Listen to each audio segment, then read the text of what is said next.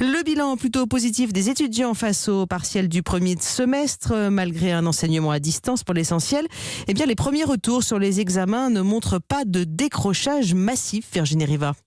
Oui, le taux d'absentéisme aux examens n'est pas supérieur aux autres années. C'est le premier indicateur pour mesurer le décrochage.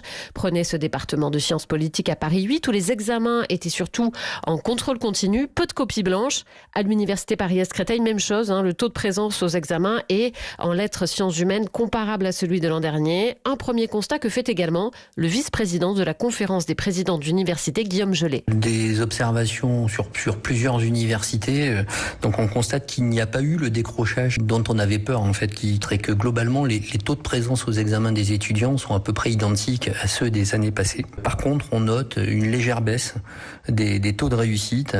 La baisse du taux de réussite, c'est ça, le véritable point noir. Exemple à l'université de Reims où il est de 5 à 10% supérieur en première année à l'an dernier. Toutes facs confondues, et de 20% en sciences humaines. En droit, à l'université de Cergy-Pontoise, l'écart là, en L1, est de 6% par rapport à l'an dernier. Enfin, les témoignages de plusieurs professeurs font état d'écarts importants au sein de même promo entre de très bonnes copies et de très mauvaises, avec de vraies difficultés rédactionnelles, en L1 notamment. Virginie Riva, spécialiste éducation d'Europe 1.